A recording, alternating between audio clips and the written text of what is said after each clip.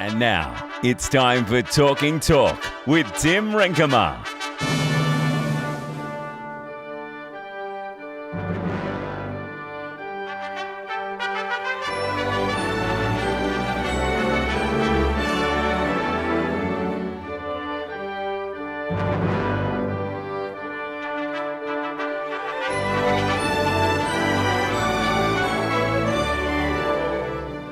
Hello and welcome to Talking Talk on the Super Radio Bodysurf Podcast Network. I hope you're having a lovely Australia Day. It is currently 10 a.m. in New South Wales, 9 a.m. in Queensland, and can I welcome our very special co-host to the show, to the program, Matty Bond. How you doing, Bondy?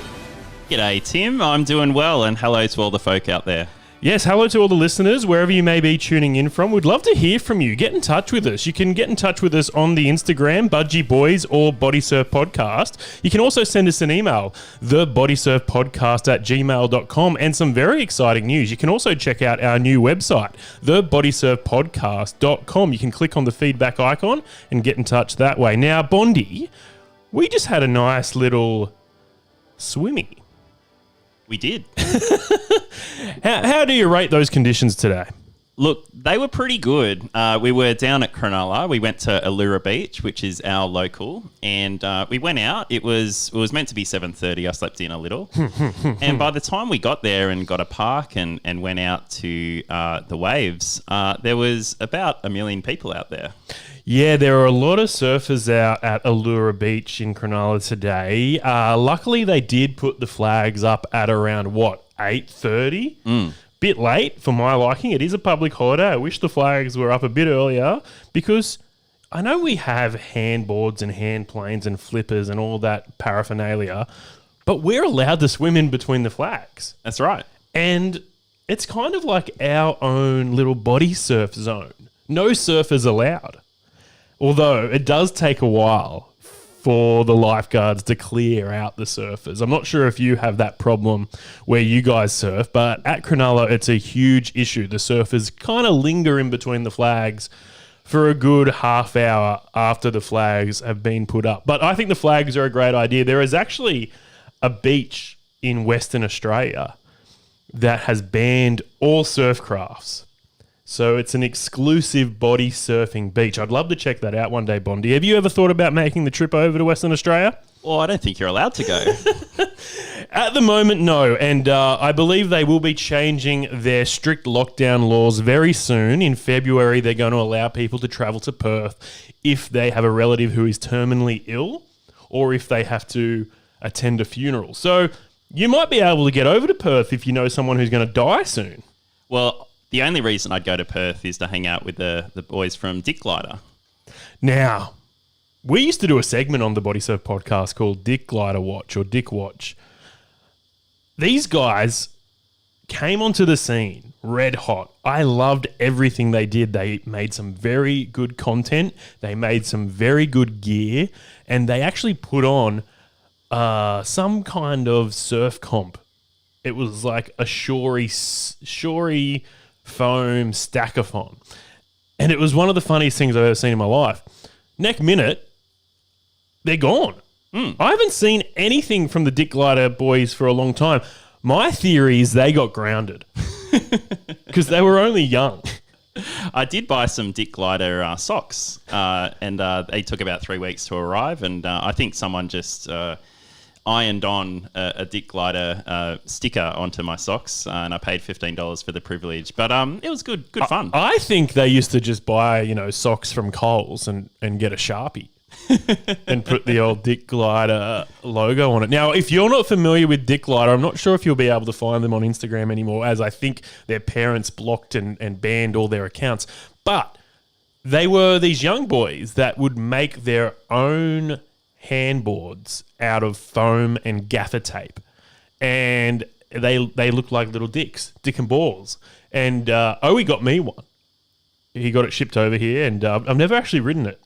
But Barrel Pig, fan favourite on the Bodysurf podcast, the Barrel Pig actually gave it a go once at Womp Camp at Seals Rock, and he said it works okay, but the balls drag a little bit. And I've got the same problem when I'm body surfing. That's why I wear really tight budgies. But I want to give the Dick Glider a go. I feel like, Woofo's now sponsored by Trey. Owi's a warrior.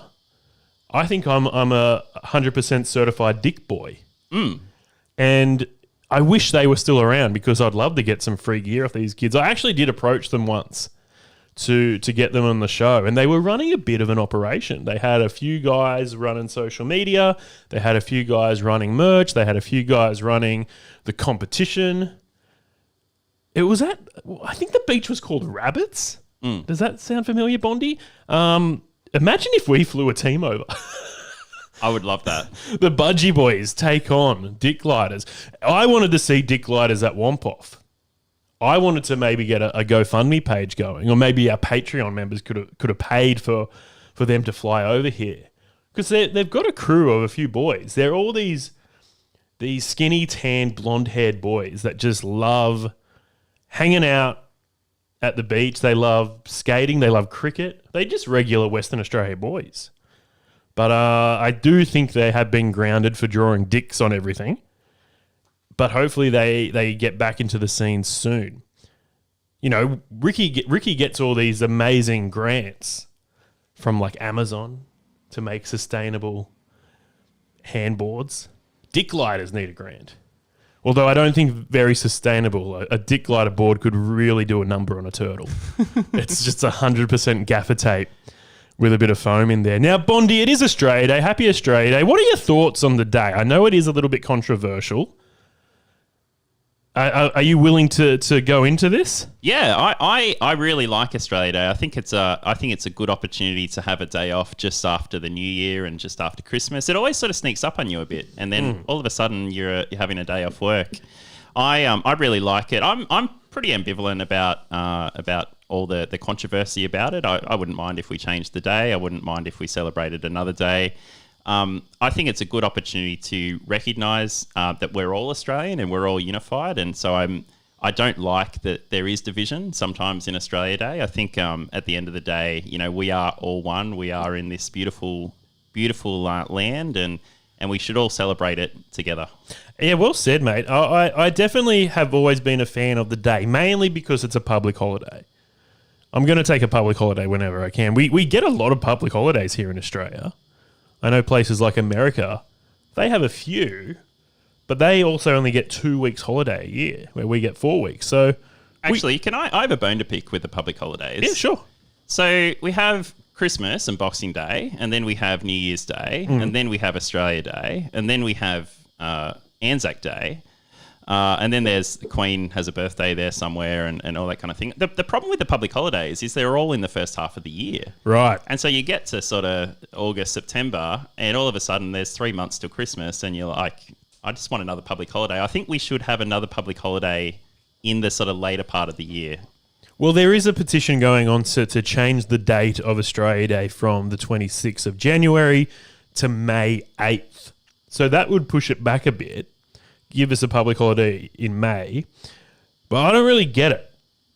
May 8 is some kind of loose pun. May 8 kind of sounds like mate. Not your best, not that good. I would rather try and find a significant date in our history.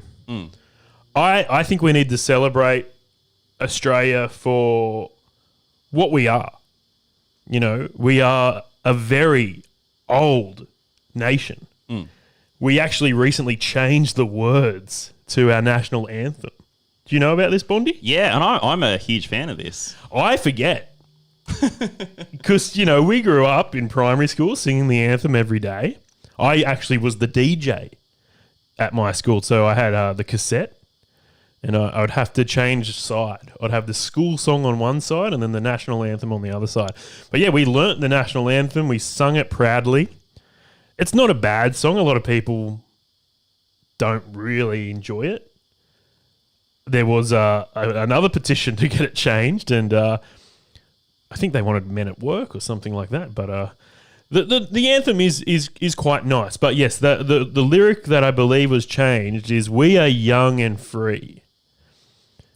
I think there's two contradictions there. We're definitely not young, and that's the lyric they changed. What did they change it to, Bondy? 1. We are 1 and free, so we're still free. Some political commentators might disagree with that. Although, America, who claim to be the most freest country in the world, they've been having a go at us lately. Have you seen this in the news, Bondy? Yeah, and I'm not a fan of other nations interfering with our domestic COVID chat. You know, we do COVID really well here. You've personally experienced COVID yourself, Timmy, and when America is looking at us and saying that we're doing the wrong thing, I think America needs to take a hard look at themselves and have a look at what they do, have a look at what happened at the White House, if I want to get political, on the 6th of January last year. But look, in general, if you half of your country are nominating Trump as your leader, I don't think they have a leg to stand on. Yeah, right. So, yeah, for a long time, America have sort of pitched themselves as the land of the free. And I don't really know where that comes from. I guess it's the land of opportunity. But isn't most places? Like, well, not worldwide, Timmy. I mean, there's a fair bit of communism out there. There's a fair bit of puppet dictators. But look, in general, I think the good thing about Australia is we all have a go. We all, at the baseline, we all want to be mates, and even people we don't get along with, we call mate. And I really like that even amongst all the division that we have, we can celebrate that we're all in this together. It is a bit weird, though, going to Cronulla on Australia Day when I was driving here, because I'm not from Cronulla. The listeners might know I live in Western Sydney, and so driving here on Australia Day did feel a little weird because of what happened on Australia Day a few years ago. Are you referring to the riots? I am referring to the riots. riots. No, I don't believe the riots occurred on Australia Day. Didn't they? No. Oh, well, in that case, it just feels weird to come to Cronulla all the time because I feel like just a little bit racist on the way here. There has been some riots on Australia Day, but not in Cronulla. I'm not sure when the Cronulla riots were, but yeah, we do have a very dark history here in Australia. Even in modern times. But then if you go way back, and I think you can't sweep it under the rug. You've got to recognise what happened. You've got to learn from what happened, and you've got to move forward from what happened. And I think that's what days like this are all about. Anzac Day is a very lovely day, another public holiday we celebrate here. And a lot of people go to dawn services and remember the sacrifice that our soldiers made for us. But then, after the dawn service, people take the day off, people relax, people go have a drink, people have barbecues. It's a dark day, but we can still come together and recognise that and still enjoy the day. And I think that's what Australia Day is about. I would love to see some sort of morning service on Australia Day. We do the Australian of the Year, and that was a big one this year. Dylan Ascott, the tennis player. Alcott. What did I say, sorry? Ascott, but that's okay. Ascott. Dylan got Australia of the Year, and a big one for him. He wasn't expecting to win this. So he's an ambassador for people with disabilities. He's also a professional wheelchair tennis player. And he had to fly from Melbourne, where he was playing in the Australian Open, to Canberra last night to accept this award. He didn't know he was going to win it. He said he knew he won it when he saw the stage and they had prepared a ramp. Now, I just on that, so he actually is in the middle of a tournament right now. Yeah. He's in the middle of Australian Open, and he won his semi yesterday. And he's playing the final on Thursday, tomorrow. So does that put a bit of pressure on him for the final now? And it's his last Australian Open. I think it's his last Grand Slam. He's going to retire. Now, Dylan has been a voice in the media for a long time, and I'm guessing he's going to pursue that. But I also hope that he becomes more so an ambassador, and he already is doing that sort of work. But here in Australia, we have something called the NDIS. And Bondy, are you familiar with the NDIS? I am familiar with the NDIS. And I think Dylan was advocating for this scheme, the National disability insurance scheme, which is, just great to have someone who has such a big audience. He has such a big stage. He's playing at one of the biggest tennis Grand Slams. Is that what it's called, the Grand Slam? I'm not a tennis guy, sorry. It is a Grand Slam. I'm a big tennis guy. So if anyone has tennis chat, slide into my DMs. No tennis chat.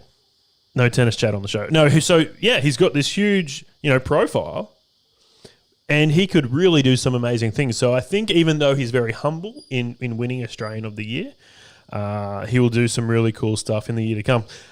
Now, is he gonna snub the Prime Minister of the Day next year when they hand over the Australian of the Day honours? Now, I don't know much about this. I did read a little bit about it this morning. The previous winner of Australian of the Year, so last year's Australian of the Year, has been sort of given our Prime Minister a bit of a dirty here and there, based on something he said. Now, she is a victim of sexual assault. And again, she used her platform to bring awareness to this area. And she made a big, powerful speech. And I believe ScoMo, ScoMo's Australia's awkward dad. He doesn't know what he's doing. And that's probably not a good thing for a Prime Minister. But what did he say, Bonnie? He just said something like, I bet you're glad that's over. Yeah, he hasn't. It's fair to say there's been a lot of discussion and debate about women's safety and sexual assault victims. And so Grace Tame was really great at bringing that to the fore. And obviously there was a controversy with Brittany Higgins and others in Parliament. And I don't think he's a natural in that space. And so when it all boiled over and she, when meeting him at the Australia of the Year Awards a couple of days ago, it got a bit awkward. And look, I think the problem is people are sort of saying that she should have done this, she should have done that. But it's not cool to tell people who have gone through something traumatic like a sexual assault how to act. And so, whether she's right or wrong, it's not for others to comment on. And I think it's really inappropriate. So, we'll see. I think Dylan will be a great advocate and a great Australia of the Year. And I'm looking forward to seeing what happens. Now, not many people know this, but Dylan was a presenter on Triple J a couple of years ago. He's now moved into commercial radio, does a show on Southern Cross Oz Stereo. But when he was on Triple J, it was quite interesting. He had a show. I think he did a show with Jen Fricker or something like that. Anywho, Triple J's biggest day of the year was Saturday. They used to do the Hottest 100, which is a music countdown of the best songs of last year.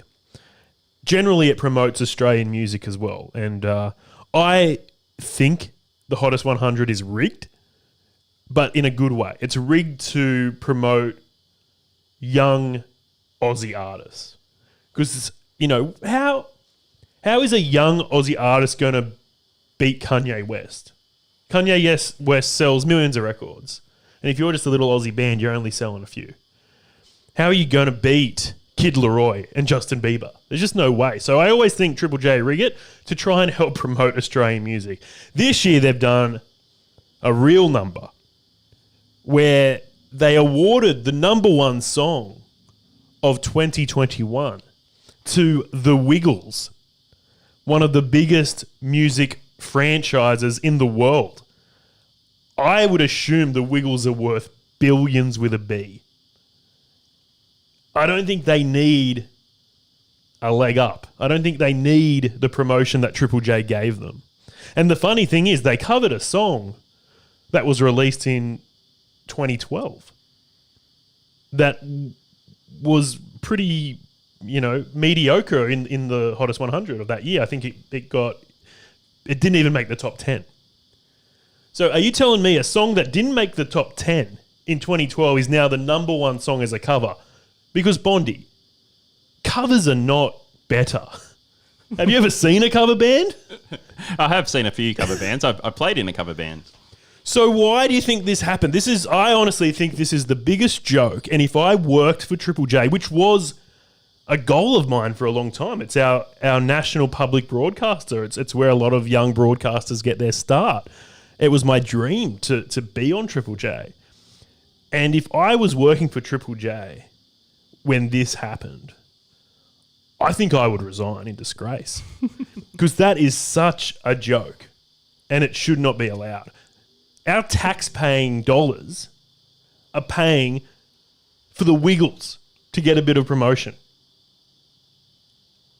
Now, someone asked me, would you have preferred the number 2 song to win? And I said yes. The number 2 song was Kid Laroi and Justin Bieber. Now, you're probably thinking they don't need a leg up either. But Kid Laroi's a relatively new artist. He's Australian and he's young. Triple J is the youth radio station. Its demographic is 16 to 24.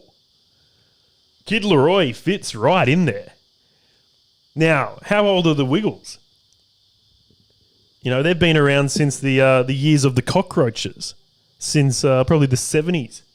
Well, 80s. 80s. Yeah. But now they've got like new members. And it's just this money-making machine. And I just think it's so disgusting that Triple J did that. Especially because I know they rigged the thing.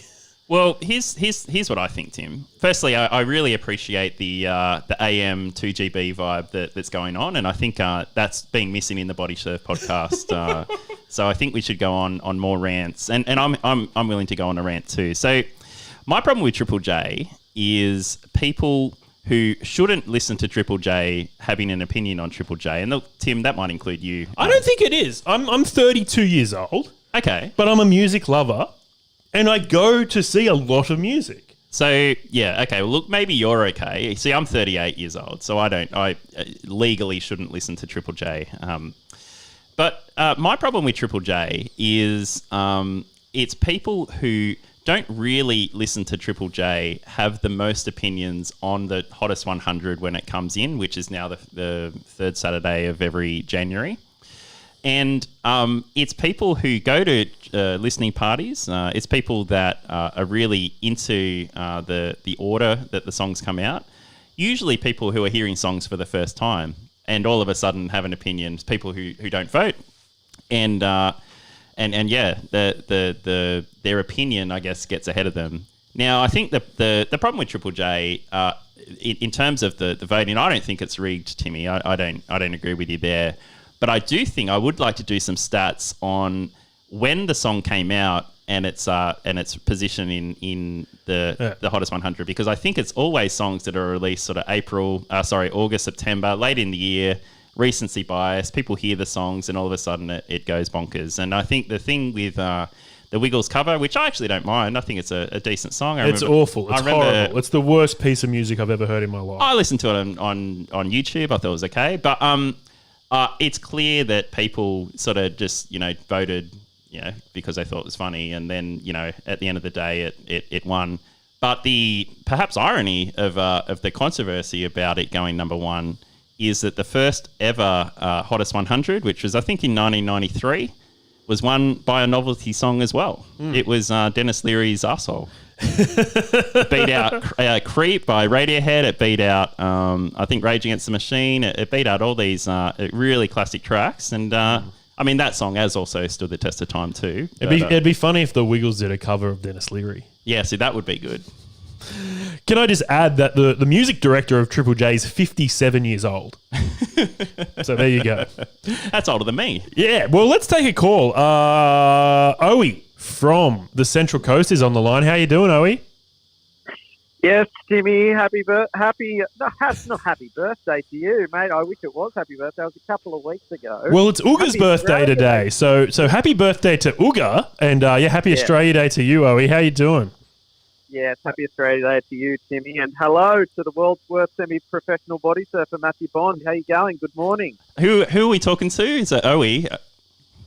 G'day, mate. How you going? Good, mate. I'm going very good today. Listen, you guys are fired up this morning. Nothing's off limits for you two. Just wait till we do the flag chat, Owie. Yes, that's right. Now, a couple of things. You spoke about the Australian National Anthem. One of the great anthems. Now, do either of you know the second verse? Isn't there also a third verse? there is a third verse, but the second verse is good and it's close to my heart. Beneath this radiant Southern Cross, we toil with hearts and minds to make this commonwealth of ours renowned through all the land. For those who come across the seas, with boundless plains to share, with courage let us all combine to advance Australia fair. One of the great anthems, right? Now, the Yanks bag on about how good their anthem is, but it goes for about 7 minutes, and the only part that's good is for the land of the free and the home of the brave, and that's a lie on both accounts. They're not free in their land. They think they are. They carry guns around all the time and bag on about how good their country is. And they're not brave because they're all scared shitless. That's why they go and buy guns to protect themselves. It's just a big farce. You know, the only good anthem in the world, I would say, is God Defend New Zealand. Now, that is one of the all-time greats. And the best part is they sing it in English and they also sing it in Maori. And, I mean, if you can't unite a country with an anthem like the New Zealand national anthem, I don't know what will. And then it's often followed by an encore of the haka. Yes, that's right. You know, they've got all bases covered. And an anthem that gets played a bit here on the Bodysurf podcast is the Serbian national anthem. Now, I wouldn't know the words to it, but maybe we can get Uga to sing it before a Bodysurf competition one year. Considering a lot of the best athletes in the world are Serbian. Yes, that's right. I mean, we do have the number one Serbian body surfer just living down the road, effectively, from us. So yes, you're right. A lot of the great sportsmen in the world at the moment are Serbian. Why? Like, what's in the water, Tim? Well, probably a lot of. I was going to do the old bit, but I remembered it's too early. Now, semen in the ocean? the whales, yes. Now, yeah. Owie, what have you got planned today? I know you've been a bit crook. You've had the COVID and now you've got an awful ear infection. Are you going to be able to have a swimmy today? Yeah, listen, Timmy, I have got an ear infection. It all started because I had a surf with Corey and he was talking too much shit. So it's gone in the ear and now it's just swirling around in there. And I'm actually lying down on my bed right now. I've just put my eardroppers in. So I'm only hearing you. I'm only hearing the left side of the mix. Now, that's pretty good. So if you could pan Bondy to the right, that'd be great. I won't have to listen to him talk any more rubbish. Now, when do you feel like you'll be back to full health and able to start co-hosting the Bodysurf podcast again? Well, yeah, here's the thing, Timmy. I'll put the AKG headies on, and as I said, I'm only hearing the left side of the mix. So I saw the doctor yesterday, and he put the... What do you call that little thing they stick in the ear? It's not a stethoscope, is it? That's the thing. That's the heartbeat monitor. Anyway, he looked in the ear with the little device, and he goes, "Oh, gee." I said, "Okay, that doesn't sound good." He goes, "Yeah, that looks like your eardrum's about to burst." So he goes, "Now he was a foreign doctor, and he goes, listen, it's not good if it bursts, but it doesn't really matter if it does." So I didn't really know how to take that. I feel as if he was like, it's better if it doesn't burst. So I'm trying to just take it easy, lie down on the bed, put the eardroppers in. I'm on the antibiotics. I don't want it to burst because I feel as if it bursts, it's going to be a little bit longer for a recovery. Now, I have been working this week. I've taken all the medication to try and numb the pain because I am in quite a bit of pain. But, Timmy, let's hope that it's just a 4 to 5 day thing rather than an extended couple of months situation. Yeah, absolutely. Now, it rules you out from swimming, but are you still able to talk absolute rubbish on the podcast? Oh, of course, definitely, Timmy. And I've planned to make that a go-ahead as soon as next week, you know. Obviously, I'm still up here on the Central Coast, looking to buy a microphone within the next week so we can do a bit of chat rather than me just trying to do phone it as we've been doing over the summer series. So as soon as I get the microphone, Timmy, we'll be good to go. And I'm excited. Timmy, I reckon Owie would be a really good get for the podcast. Yeah, Bondy, that's right. I mean, that's the only reason you're warm in the chair. It's because I'm away. And listen, you're doing a great job. And I'm loving listening to you today, but don't get comfortable. Well, I don't know if I'm able to reveal the behind the curtain, but this is a weird setup because Tim's on the computer and he's sort of coordinating all the chats, and I'm on the futon. I'm sort of looking at his back. It's a pretty weird thing, and so I would like a bit more eye contact in the next hour, and I guess you must be used to that. So, well, yeah, the misso says the same thing. Well, that's right. Yeah, you know, love's not true love until you're looking in someone's eyes.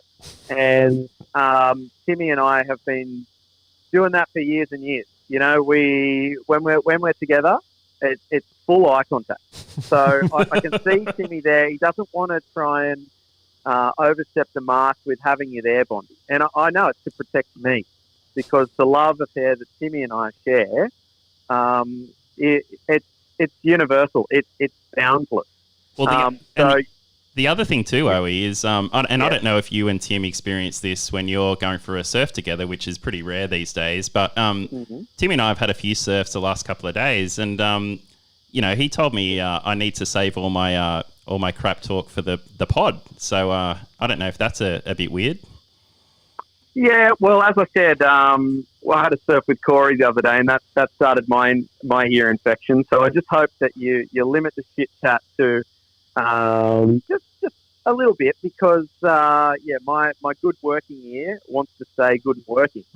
So please just stay on topic, talk a bit of body surfing, talk a bit of Triple J rubbish. That's okay. But we really want to be hearing about how the surf's going. Now, I can't get in the surf at the moment. I had a really good surf, as I said, with Corey about a week ago. I didn't surf great. The conditions were okay. It was a bit hard. But, yeah, I can't see myself getting in the water for at least the next couple of weeks. Today, Timmy, just to get back to your question today, we're having a little barbie this afternoon. Nice. I might dip the old feet in the pool, but I won't go in past my shoulders. Yeah. So we'll put a couple of snags on the barbie. I'm not a huge Australia Day celebrant. In the most recent years, I know you've spoken a bit about Aboriginal culture, and our Australia Day celebrations have really shifted over the past 5 to 10 years, and we are a lot more somber, it feels, these days. I just hope that we can one day, whether it be on the 26th of January or another day during the year, we can really unite as Australians and really celebrate how great this country really is. Because, you can live a lot of places in the world, but as the great song sung by the Qantas Choir goes, I still call Australia home.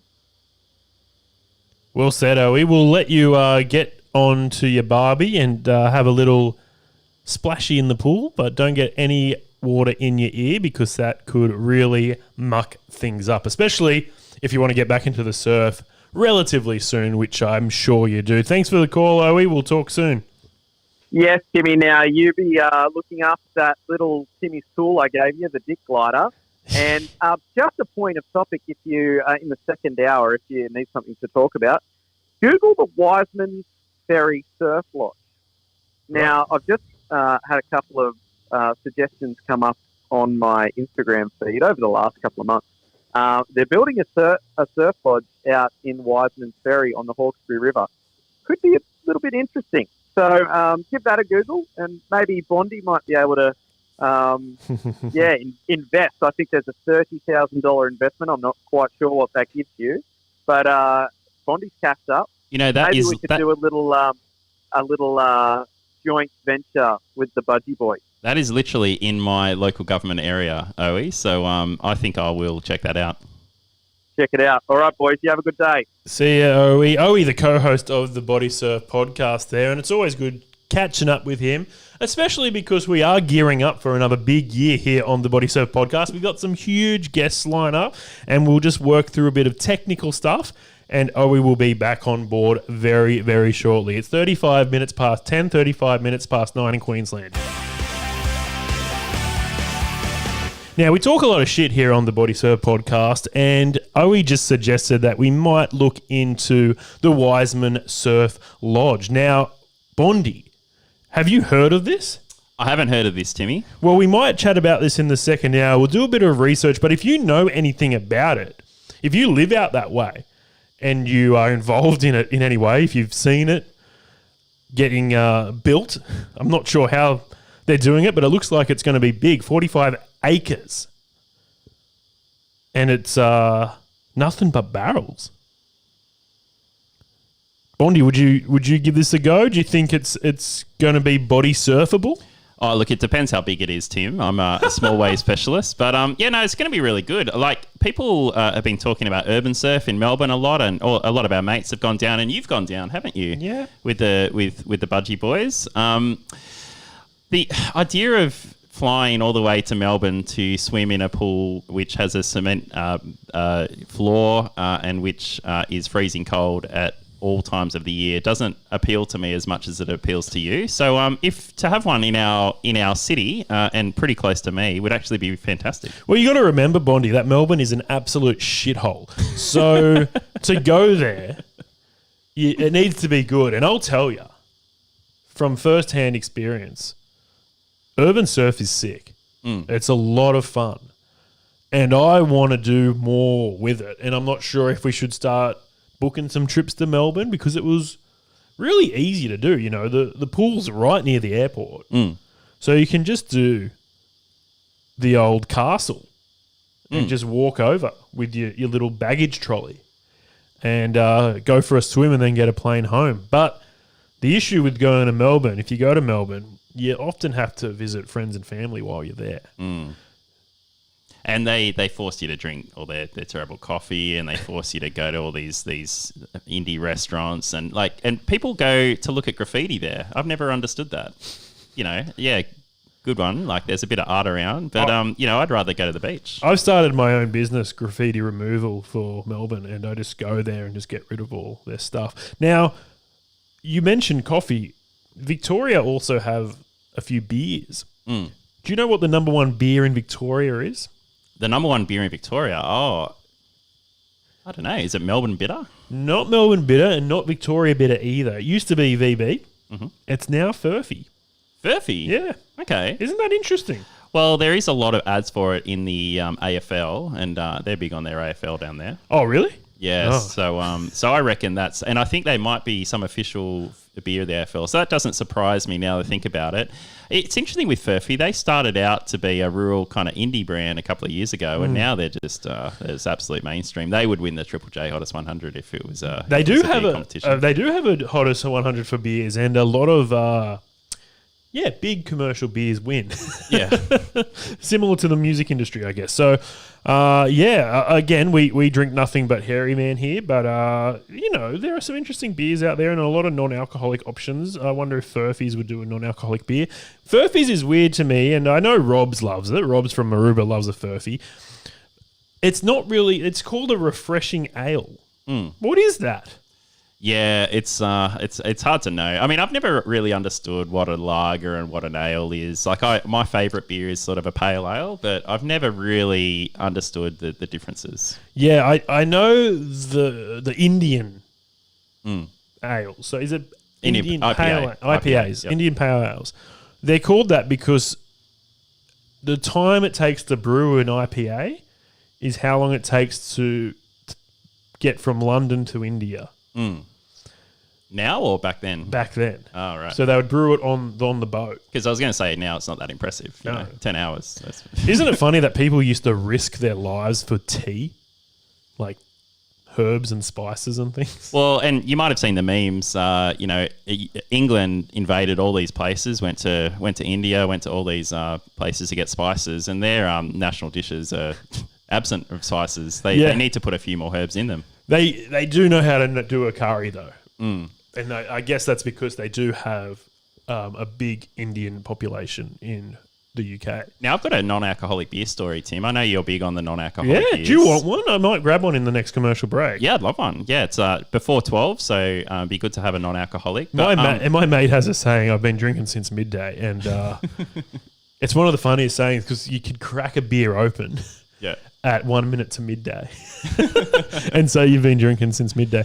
So my friend, he's one of my best friends is disabled, and his parents, and he's basically said, look, whenever I go to the pub with you, I'm only limited to 2 beers, and him and I love having a beer at the pub, and so whenever we go there, he tells me his rule. He has 2 beers, then he's on the cokes. But he's been really into the Heineken Zeros. Yeah, not bad. And I don't mind a Heineken Zero too. And so the other day we went and I bought him a Heineken Zero because that's what he asked for. And but he still adheres to the 2 beer rule. He's very, very particular about it. I'm not sure if he fully understands the alcohol content or the non-alcohol content. But yeah, I mean, 2 is fine. Maybe he's just being mindful of his gut. There's still got calories in them. Yeah, that's true. I do a lot of stand-up comedy during the week, and I go to some really shitty bars and clubs and pubs and things like that to perform. And a few of them have non-alcoholic beers behind the bar. And I get really excited when I see it. I go, yes, I can have a few drinks tonight. That's going to be amazing. Because normally I've got a few choices. I drink water or Red Bull. They're my only other options because I don't really like anything else. But when I see a non-alcoholic beer behind the bar, my eyes light up. The problem is I drink them out of business. And this never used to happen when I was on the regular beers because I just changed the keg. I would drink, a full keg and they go, oh, sorry, mate, we've got to change the keg. No worries. 15 minutes later, you've got a beer with the biggest head you've ever seen. But they only stock, maybe 4 or 6 non-alcoholic beers at a time. So I'll drink that in my first hour of being there. And then I'm in the same dilemma I always am. What do I drink? So you're on the same schedule of consumption, 4 beers in the first hour and then 4 every hour after that. It's funny, I drink a lot of non-alcoholic beers and it's a weird sensation because you can still drive home. But I like to just drive into a telegraph pole just for old time's sake. Yeah. It is a bit weird Australia Day being on the Wednesday because people like to have beers and have a good time on Australia Day, always having a barbecue. And, I'm sure many of our listeners are out there about to have a barbecue or about to crack open a few beers. But, it's a Wednesday. You got to go to work tomorrow. Yeah. So it's a good day to have the non-alcoholic beers, actually. Absolutely. And there are a few Australian options out there. So you can still celebrate Australia Day with an Australian non-alcoholic beer. It is, what is it? It's 18 minutes to 11 in New South Wales, 18 minutes to 10 in Queensland. We'll take a short break and we'll be back right after this. Studio Kiel, watermark of a champion. The very best in Serbian swimwear tested at Olympic level. No more sloppy sluggos like the other brands. With Kiel, you're layered for life. Check out studiokiel.com for more information. Do more in the bedroom with Steady Freddy, a spray designed to give you a more fulfilling love life. G'day, it's your new delay spray. Spray on, play on with Steady Freddy, a high-quality, doctor-recommended delay spray. Finally, a happy ending to PE. Make your slonger last longer. Steady Freddy offer fast and discreet delivery. It will come fast, but you won't. Use promo code Spotify for 10% off your first order. Check out steadyfreddy.com today. Always read the label and follow directions for use. This is Talking Talk with Tim Renkema. 16 minutes to 11 in New South Wales, 16 minutes to 10 in Queensland. And we should actually check in with the Goldie Sliders very soon. Bondy, they had a big meet-up today at Narrow Neck. I believe Slide Handboards Australia put on a bit of a spread. Was Aston Kutcher there? He was not. I don't think he's allowed in the country at the moment. But I'd love to find out how big the conditions were. yeah, we might need to get an expert on measurement to do the final rulings. Maybe NASA. Can NASA do that sort of stuff? They can measure things, I'm sure. Yeah. So the Goldie Sliders had a huge meet-up today. We tried to get a meet-up happening this morning. What happened, Bondy? Yeah, look, I've got I always seem to be on the podcast talking shit about the Budgie Boys, and today's no exception. We were meant to have a big meetup because we're here, we're hosting the Bodysurf Podcast Australia Day edition. You know, I thought we'd get a few of our crew to come down. You know, there's no excuse, there's no work. And what we did was it was just you and me, Timmy. We had a couple of guys in the Budgie Boys. Tried to go to one of the reefs. I don't think reefs are a good idea at the best of times, but particularly when it splits up the group, you know, I think we need to be a one in, all in kind of group. And so they went to one of the reefs at 6 a.m. I'd love to hear a report how they went, actually. Yeah, I'm guessing they didn't do that great. Well, we didn't hear anything in the chat. Yeah, so exactly right. And these guys are absolute fools, honestly. And look, the other thing about the Budgie Boys is we've got a few people in the chat that don't surf anymore, and so you know we're in discussions as a group. You know, do we keep people in the chat? Do we not keep people in the chat? We've had a member, a very controversial member, self-exclude himself from the chat, which is probably a good thing. Probably for the best. I actually think we should do a little test right here on the Bodysurf Podcast. Now, there is someone in the chat who I don't want to name because they read everything in the chat, but they don't respond to anything. So I don't want to say anything in the chat because I don't want to single them out. But I've got a feeling they don't listen to the podcast. So I think we should take a vote on the podcast right now because I know they're not listening. Should we vote this person out? And it's your mate, Jared. Jared, if you're listening, call up, redeem yourself. If you call up in the next hour and a half, you're back in the group. And if we don't hear from you, you're gone, mate. Well, here's the thing about Jared. So Jared's one of my best mates. And if you're listening, Jared, big shout out. I love your work. He recently bought a house up at Central Coast, pretty close to Owie, actually. Yeah. So there is already a schism in the chat of the Sutherland boys versus the Central Coast boys. And maybe they'll eventually outnumber us. Yeah, I don't think so. I don't think so. Now, a lot of people are making the move to the Central Coast. Obviously, it's a very nice place to live. Property prices are a little bit cheaper. I wouldn't say that much cheaper. A little bit cheaper. But, mate, Sydney, the most livable city in the world, wouldn't you say? Yeah, absolutely. Especially at the moment with all these F-heads. I was about to swear and then I remembered it's almost 11 o'clock. Yeah, you can swear in the next hour. That's the adult-only hour. Things are going to get a little blue. But there's all these F-heads. They're all hanging at home. Have you noticed the roads are better? I have. The trains are better? This is a great way to live. Get rid of all these people that clog up our city. I'm living my best life. Now, I did get COVID. And that put me out of action for a week. But now I'm walking around with this immunity. Well, actually, can I just pick you up on that, Tim? So you got COVID. Yeah. You told us all on the podcast and told us all you didn't have many symptoms. Yeah. But you experienced COVID. I wonder if you're still experiencing COVID because we went for a surf this morning, Tim, and we were with a bunch of surfers and then we swam over to the flags to get away from them. And I'm not the greatest swimmer, but I swam over. You took forever to come over. Are you sure you're okay? I did find myself in a little current. I'm not sure if you noticed this, but I actually got dragged well past you because this little current was just pulling me that way. So I'm not blaming COVID. I think there was some water moving today. Is it bad that I've been body surfing for about 3 years and I still don't 100% know what a rip is? You'll know it when you're in one. I feel like I've been in a few. You've been in a few. I've seen you out there. But I sort of roughly know, when you grow up and your parents say, avoid that area and go in that area. And, when I grew up, I was pretty much between the flags the whole time. And But yeah, I still can't read the beach like you guys can, and so that's why whenever someone says where are we going to go, I always defer to you or the experts. Well, I don't want to be the rip expert here because rips can be dangerous, and I don't want to speak out of school. But rips can also be very useful and help you get out the back really quickly. We were talking about urban surf before the break.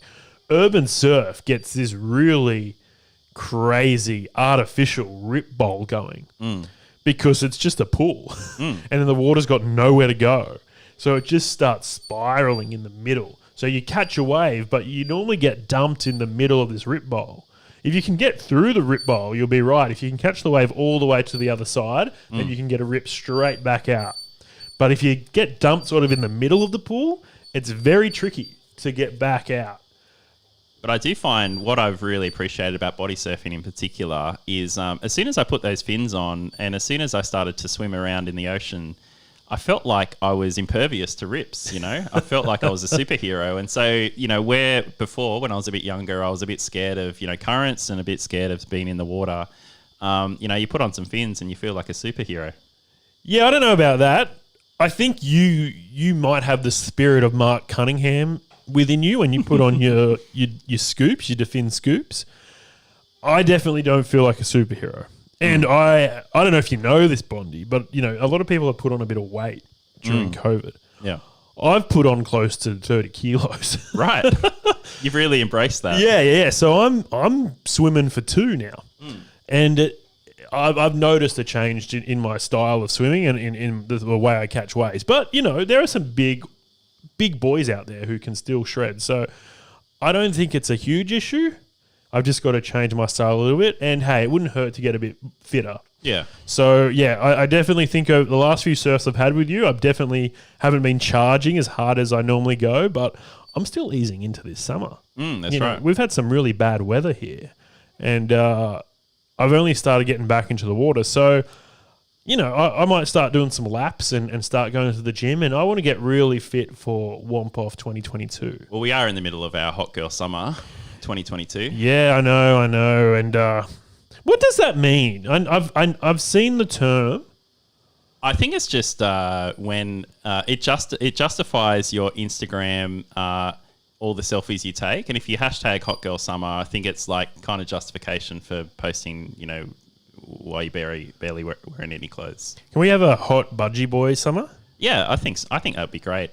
I actually, so I don't know if I told you this, but when I was younger, speaking of rips and that kind of thing, my mum used to force me to go to the beach and force me to swim out behind the breakers. And, you know, I think she thought I was a bit soft and look, she was probably right, to be honest. And so I remember, you know, this was a beach that wasn't patrolled. It was up near Port Macquarie where we used to holiday. And I'd swim out and, you know, she'd basically almost bully me to go out behind the waves. It wasn't until I was a bit older I realised that she, you know, she wasn't wearing any swimmers. She was wearing jeans. She wasn't going to save me. So I think that's where my sort of fear of rips came from. But she's also always pushed me to go outside my comfort zone, and I think I'm getting there. If you, sorry, pardon me, we just cracked open some authentic Australian zero alcohol beers, imported from China. Tsingtao. These are very delicious and pair really well with Asian food. But of course, we're still waiting on Hairy Man to brew a non-alcoholic beer, and as soon as that happens, they'll be our beer of choice. I think if they just put salt water in a can, I'll drink it. Now, in Australia, you do swimming lessons, and when you do those swimming lessons, 1 week you have to wear clothes and jump in the pool and swim a few laps. So if your mum could have jumped in and helped you. Yeah. If you needed it. That's true. Now, we're tracking up to the top of the hour. We'll take a short break. When we return, we'll read some of our viewer emails. Are you ready to open the mailbag? We can call it Bondy's mailbag. Yeah, we can do that. I'm keen to see what the viewers think, and I'm keen to answer all your questions. If you want to get in touch with us, jump on Instagram, Budgie Boys or Bodysurf Podcast. You can also send us an email, thebodysurfpodcast@gmail.com, or you can check out our new website, thebodysurfpodcast.com, and click on the feedback icon. Slide handboards. More speed, more lift, more fun. With boards of all shapes, sizes, and skill levels, you'll be sure to find something to suit you. Get yours at slidehandboards.com.au today.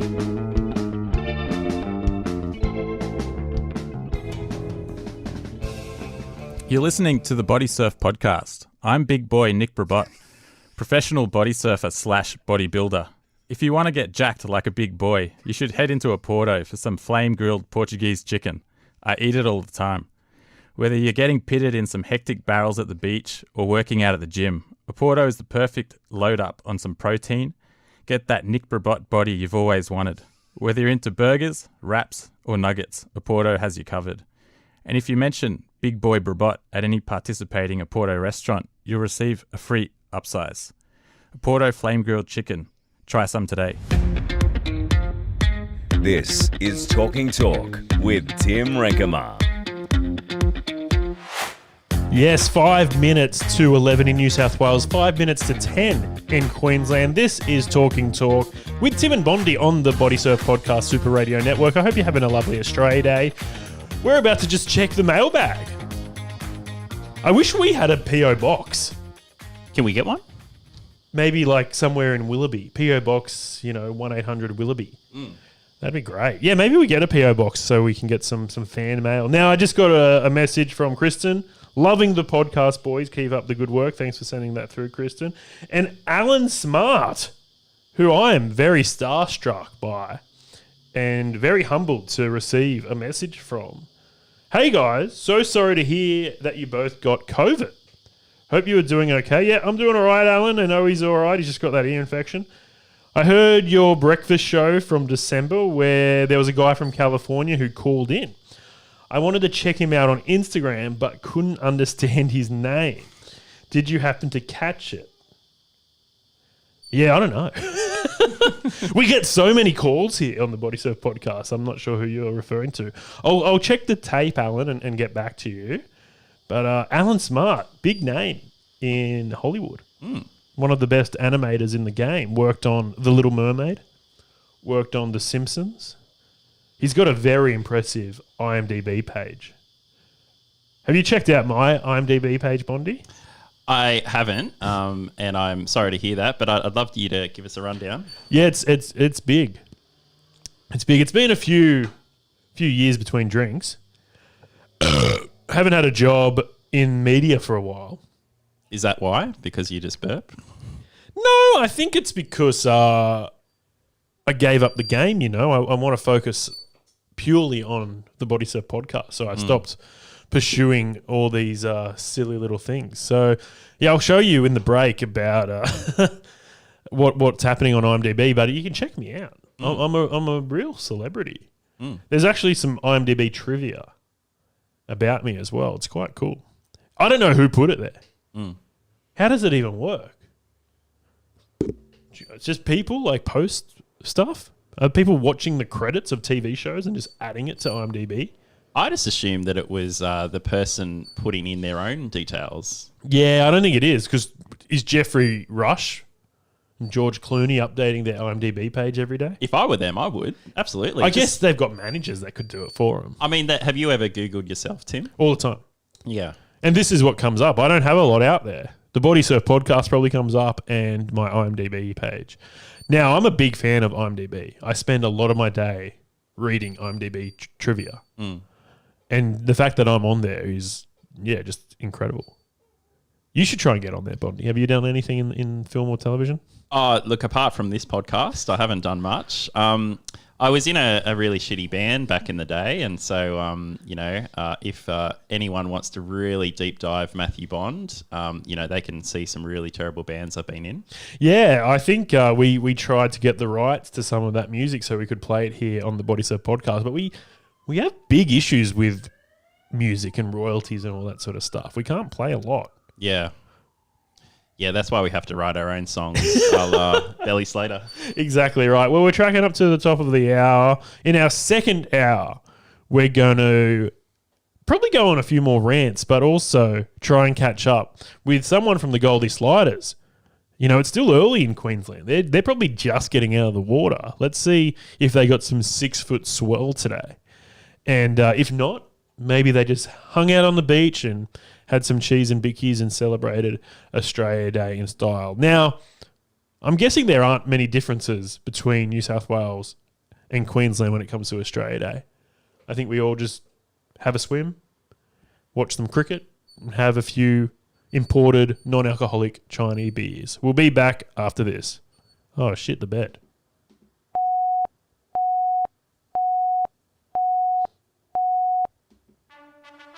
And now it's time for Talking Talk with Tim Renkema. Yes, welcome back. It's Talking Talk with Tim Renkema and Matthew Bondy, the second hour of the program. And man, we have a jam-packed hour coming up. We want to hear from you. Get in touch with us at Budgie Boys on Instagram or at Bodysurf Podcast. You can also send us an email, the bodysurfpodcast@gmail.com, or you can jump on our new website, thebodysurfpodcast.com, and hit the feedback icon. Now, it is Australia Day here in New South Wales. It's also celebrated statewide. I believe every single state and territory have today off. Yes. Which is hard if you need to do a grocery shop. I think everything's shut. But that's okay. There's a few places open. We went to a cafe this morning and I got a bacon and egg roll. And it was very good. And I was very surprised I didn't have to pay a 10% public holiday surcharge. That's normally what happens, yeah. They sting you on these public holidays. I think you have more money than you realise because it was actually a 15% public holiday surcharge. Really? It was, yeah. Yeah, I guess that's all right. Like, what are they on? Double time and a half today? Yeah, that'd be double time and a half. Now, you work in HR. Yes, I do. Are public holidays a nightmare for you? No, I mean you just push the button and people get paid double time and a half, and that's fine. I think the difficulty is it's people really want to work on the public holiday, and people really actually want to work on the weekends because of all the penalties. So the difficulty is actually getting people to work Monday to Friday. But we've had a rough trot. So I work in healthcare. And COVID's been really, really difficult. And so I really feel for all our frontline workers. And so if you are working today, listening to the Bodysurf podcast on your lunch break, a big shout out to you. It has been really difficult with COVID and with everything that's going on. And it just means that there's been a lot of pressure on the supply chain, a lot of pressure on those in the front line. And it's really, it's really something. I have heard it said to me during COVID, you either have worked really, really hard or you haven't worked at all. Yeah. I've been working from home a lot and I haven't really taken a holiday in, I guess, 2 years. So I've just been working from home, doing my thing, trying to get through COVID. And then I decided I'm going to take a month off work because I've got so much holidays saved. And as soon as I took some time off, I got COVID. Luckily, my workplace said, hey, I know you're on holidays, but you can take a week off as sick leave. So I haven't had to tap into all of my annual leave. But, mate, I have not done a lot with this month off. Yeah, I was going to say, when you said you had a month off, I was expecting all these plans. I was expecting all this travel. I was expecting, to really have your Instagram grid lit up. And I've got to say, Tim, it doesn't look like you've done that much. My big goal was to do a day trip to the South Coast, probably go to the farm and Mystics. And I also wanted to do a day trip to the Central Coast, go up north, maybe catch up with Owie, and also have a swim at Terrigal Beach. I really like Terrigal Beach. Although the one time I went to Terrigal Beach a few years ago, probably around this time of year, boiling hot. Like I was putting sunscreen on me and it was just melting off. And I was in my bright pink budgies. And I'm a pretty pasty, chunky, white kind of guy. And I was just walking around, sunnies, budgies, strutting my stuff. And they did not like it. The locals were not a fan of the budgies. It's so funny. I always had this thing of like, as soon as I either turn 30 or become a dad, it's nothing but budgies. And I'm 32 years old. But the budgie boys started, 4 or 5 years ago? So before I was 30. And it was tough to get in budgies before I hit that milestone. I'm not sure how you found it. Well, when I first had my first swim with the Budgie Boys, I knew I had to wear budgies because I was bullied into it, and it's just the thing you do. But I got to say, for a number of months, I felt more comfortable in the boardies, and it is real, like it is a communal thing, isn't it? You go with a few friends and they strip down your budgies, and you think, right, I'll do it. I think the problem is, I don't have a good rig, Timmy. And so I think there's a public perception that the public feels that if you're confident enough to wear budgies, you should have the rig that goes with it.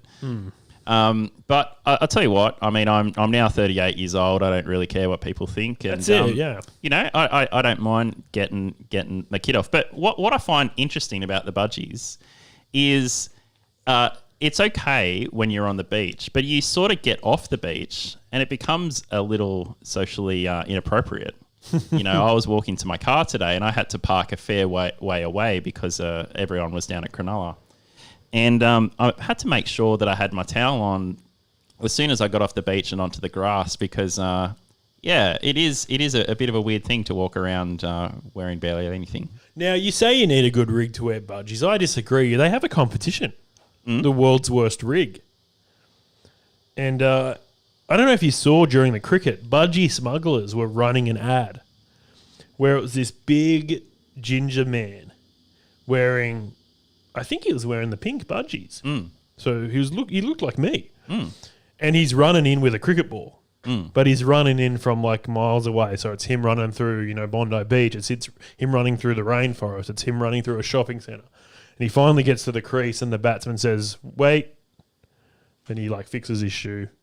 And then the guy goes, and then he runs all the way back. But he does it in his budgies. So how did the Budgie Boys start? Why the budgies? I think it was just a gimmick. I think it was just a way of, hey, let's all wear the same thing so people know who we are.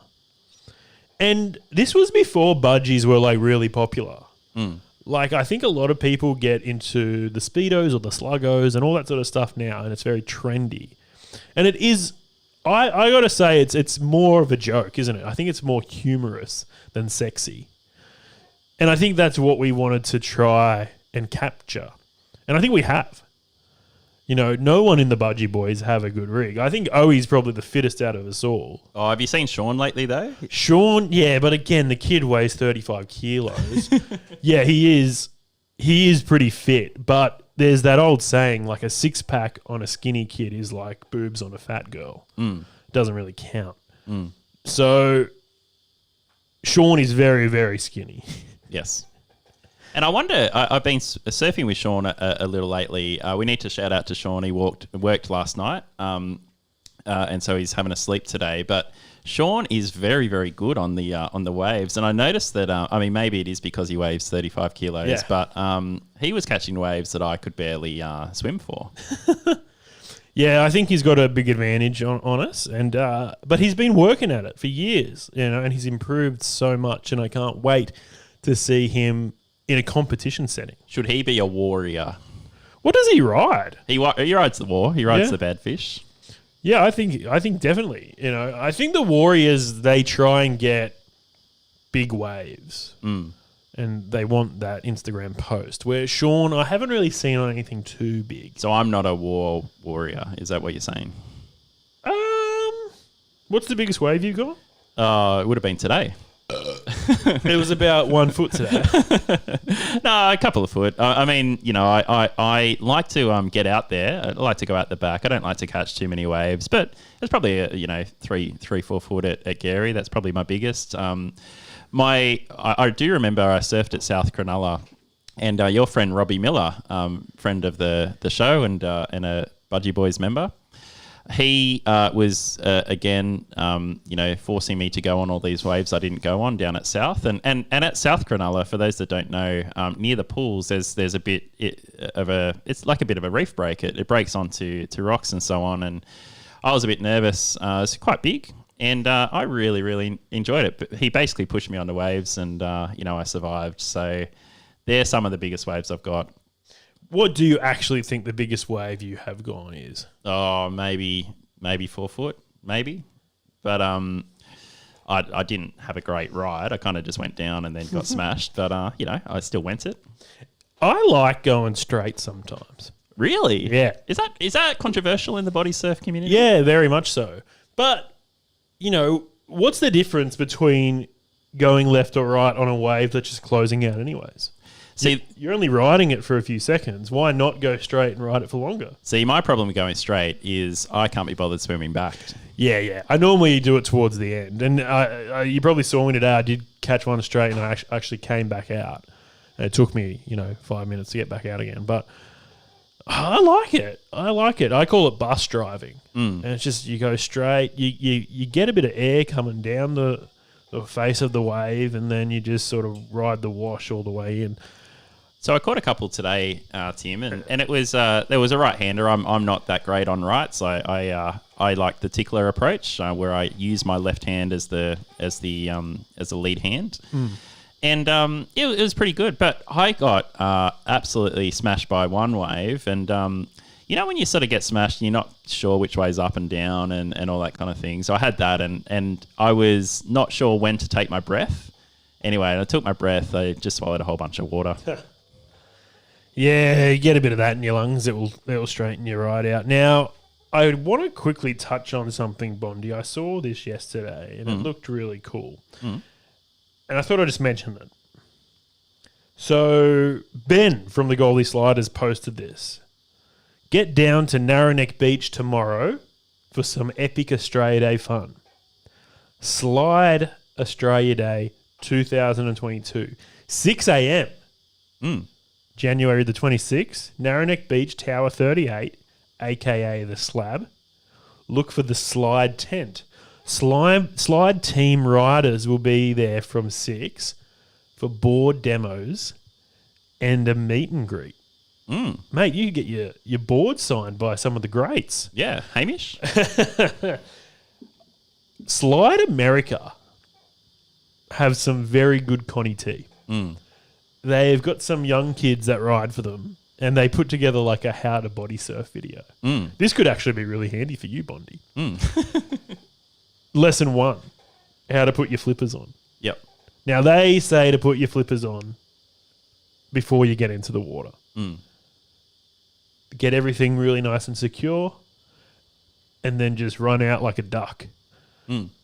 I like to put my fins on in the water. Yep. However, at contests, sometimes I put them on and then I'll run in. But I don't know, I like getting them wet. I like walking out a little bit, getting a feel for the water. Sometimes there's some sandbanks and you can walk all the way out the back. But yeah, they teach you how to put your fins on. They teach you how to strap up with a board. And then they teach you how to catch shories.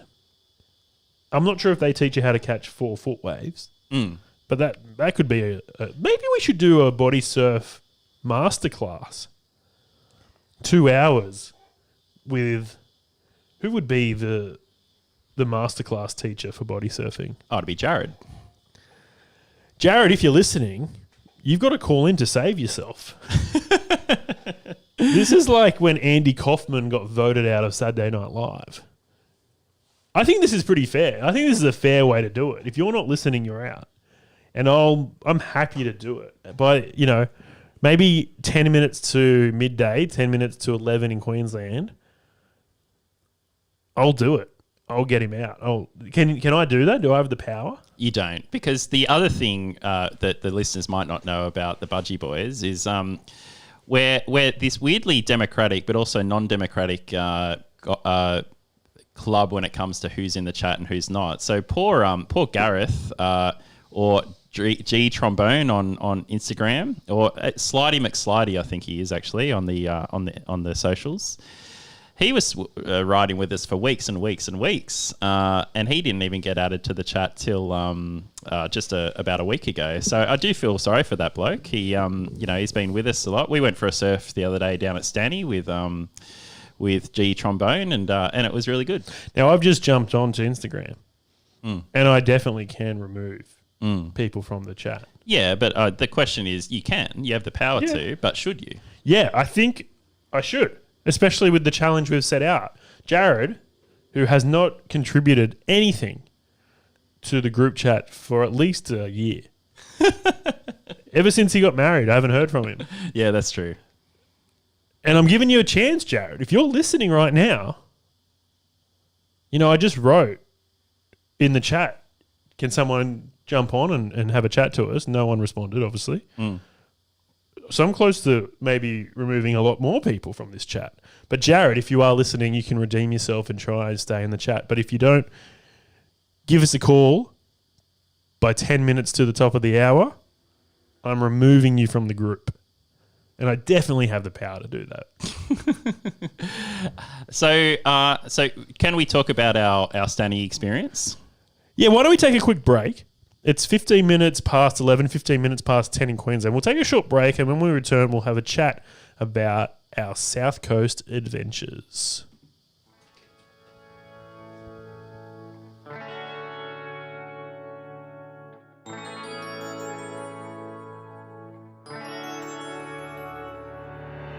Tray boards. Slop or 6 foot? Every day's tray day with Tray Surf Co. Designed for fast foods. Used to surf tubes. Come get served at trayboarding.com.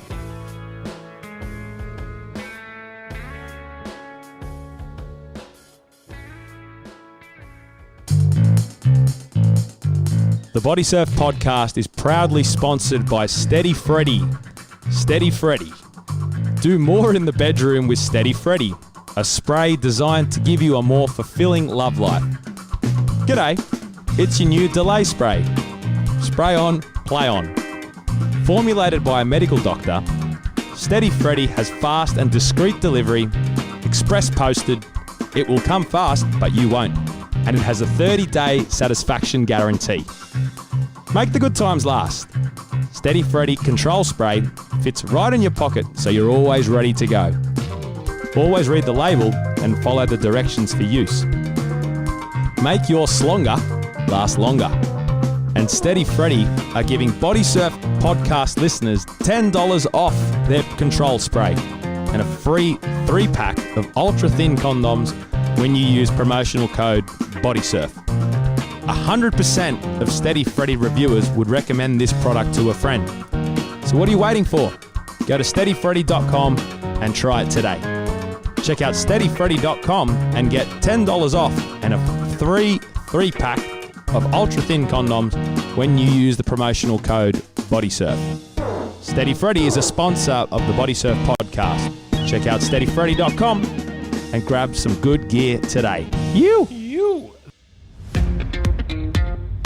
This is Talking Talk with Tim Renkema.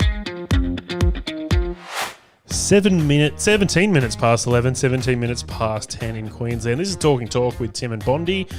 And before we have a bit of a chat about our South Coast adventures, let's revisit something that happened on our last episode for 2021.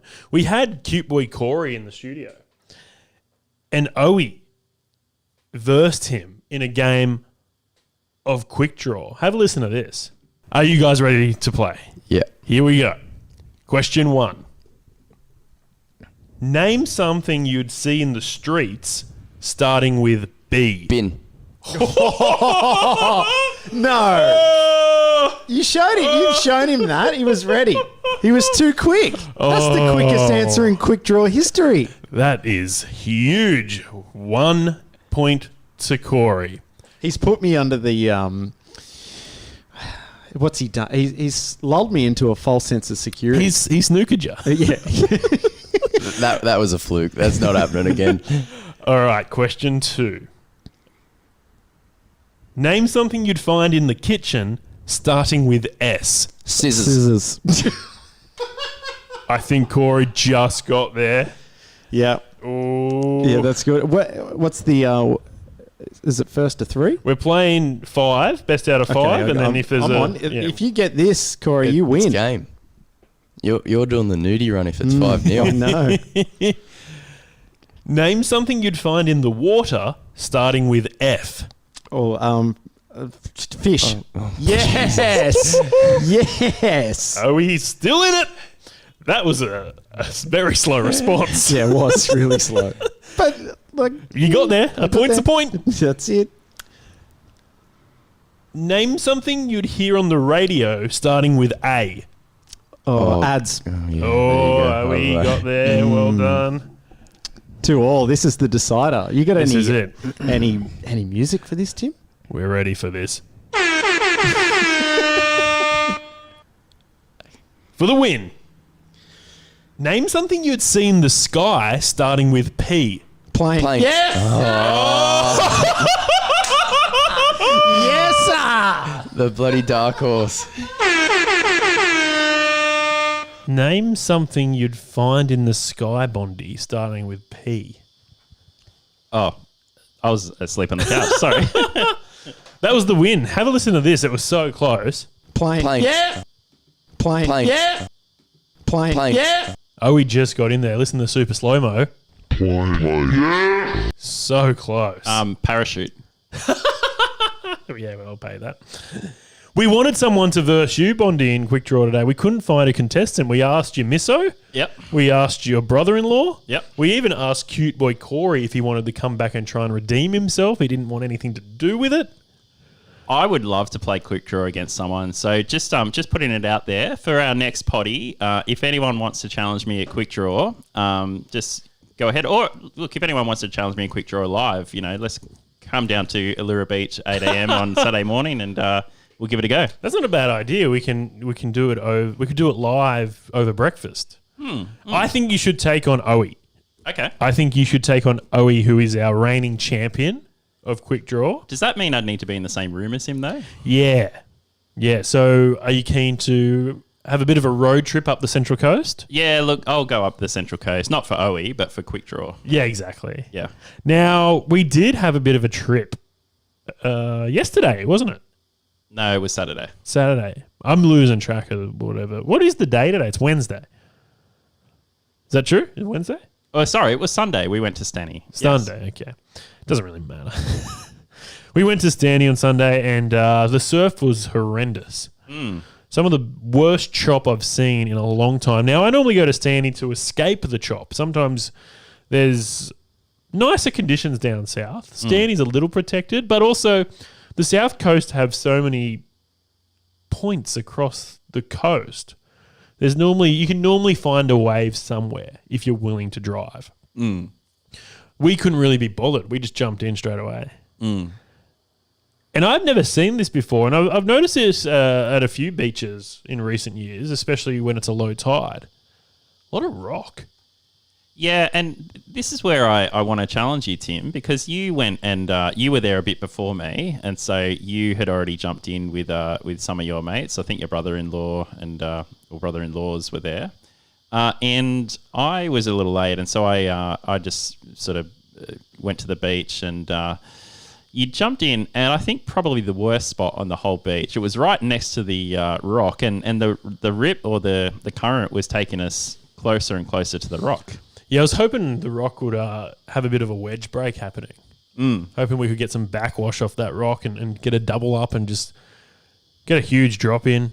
Yep. I watch a lot of Wedge McGill's content. And man, there's some crazy ways that guy catches. And I want to kind of be like the Australian version of that. Okay. But the only way you can do that is catching heaps shitty shories Yep. off a rock. Yeah, and you like to go straight, so I don't know if you'd be the best person for that. That's true. Now, did you enjoy the little trip down south? Yeah, it was nice. I really like Stanny, and some of my best surfs actually are with you, Tim, at Stanny. Out of the Budgie boys, Tim is the biggest advocate for going down south. Well, it's closer for me to go there than to Cronulla. Yeah, and I think it's actually it's the same for me. Yeah. Western Sydney, it takes me just as long to get to Stanny as it does to get to Cronulla. But I really enjoyed it. It was the conditions weren't great. The waves were blown. There was the wind affected it. There was a little bit of swell, but it was from all kind of directions. But I still caught some pretty good little waves. Yeah, nice. Now, remember when we went to Stanny, just me and you, a while ago, and it was a real high tide, and you could just like jump straight in off the sand into like the deep end. But before we got our kit on and we were sort of getting everything organised, a lifeguard came up to us, and I was like, "Oh, here we go," because at Cronulla, You get nothing but abuse from the lifeguards. That's right. Especially when you look like me, because I look like I'm a pom. Mm. I look like I should be in backpacker's rip, getting saved by Maxi, the Bondi lifeguard. Mm. But I can actually swim. I grew up here, you know. I grew up on the water. I do all right. Bondy says I'm pretty slow these days, but catch me at a swimming carnival, I'll smoke you. But I just hate getting schooled by lifeguards. Go, oh yeah, watch out. We were in the water the other day. They were playing a tsunami warning. You kidding, mate? It barely hit Tonga. No, it actually hit Tonga pretty hard. Yeah, no Tonga chat, Timmy. That's Sorry. no good. No tennis, no Tonga. The 2 T's. It was the 2 C's last time. No COVID, no cricket. No tennis, no tsunamis. I thought that was good. I should get a little rim shot. Do I have a rim shot? Hold on with us all here.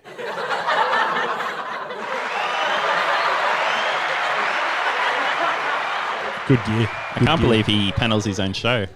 So so the lifeguard came over to us and had a chat. Yeah, and I was like, here we go. He's going to be like a Cronulla lifeguard, telling me to slip, slop, slap, and to stay out of the flags and all that sort of stuff. But he was actually really nice. He was like, boys, it's a nice day. Get out there, have a body surf. There's a nice little wave just there for you. Keep an eye on that current, keep an eye on that rip, and you'll be right. I wonder if he's listening. Oh, he would be. Fan of the show. Big fan of the show. So you and I have had some good experiences, Danny, but Sunday wasn't one of them. I think, and it's probably one of those things where we went all the way to Stanny and it was probably just as good at Allura. But yeah, we probably should have gone to Cronulla that day. But no, it was good. There is a problem, and it's good that we're on the show so we can have a chat about this. Okay. Tim went to breakfast very early. So he had a swim for, I don't know, 20 minutes, 30 minutes, and got the flippers off and went to the car and went to the cafe. And so I was surfing by myself for a little bit. Then Gareth came, so the newest member of the Budgie Boys. He came down. He parked at completely the wrong spot for Stanny. Obviously, he's never been with Timmy before because he parked at the surf club, walked all the way over. And so he and I had a bit of a surf, and it was pretty good. I got some good waves. They were kind of towards the shorey side of things, but there was one wave I got which was really good. And the best part about it, it was right in front of him. You know, he was on the way back, and so he got to experience my full the full range of my wave. You know, which is always good when you get a spectator. And then I caught a wave, and I don't know quite how to describe it, but it was. I've been working on my shories a bit, Timmy. I've been trying to get more experience in the shory. The problem with the shories is I get a bit scared because I'm worried I'm going to break my neck. Yeah, well, I did my ACL on a shory, just hitting the sand too hard. And see, I've seen the fringe surfer or the fringe kook. I can't remember what his name is. Our friend from England who loves riding all the weird pipos and that. He did his forehead on a shory a couple of weeks ago. He called into the show and FaceTimed us, and we could see, he had a nasty gash. And I had to look at the wave, and it wasn't. It wasn't that big. It was just a normal sized wave. And every time I go into the barrel now and near the shore, I think I'm going to hurt myself. Anyway, it turns out I landed right on my side, which he meant to do, and. I really enjoyed it, but I was sort of done after that. You know, you hit the sand once, and I called it a day. Now, did you have breakfast? No, I didn't have breakfast. See, the thing, and fans of the show will know this. I don't eat egg, and so I really don't like going to the cafe for breakfast unless I'm forced to by my friend Tim Renkema and others.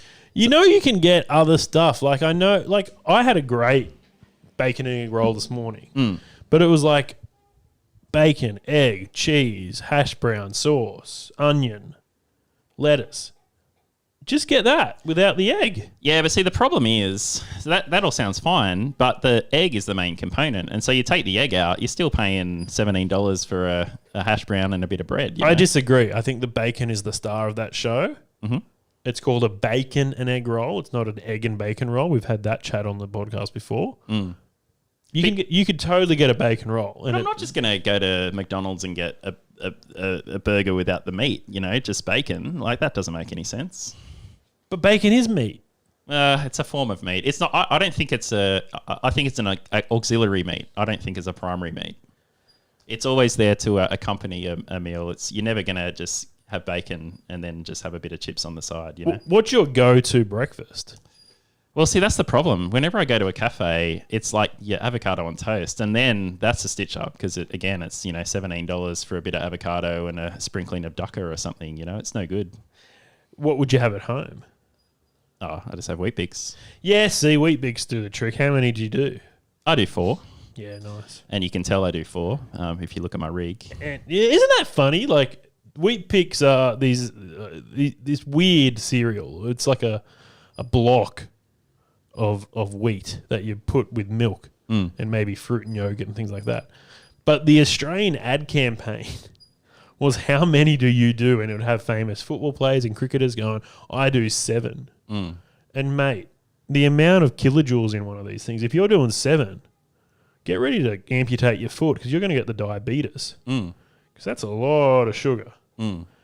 Now, Wheat Bix probably don't have as much sugar as other cereals, but there's a bit of sugar in there. Everything's got sugar in it.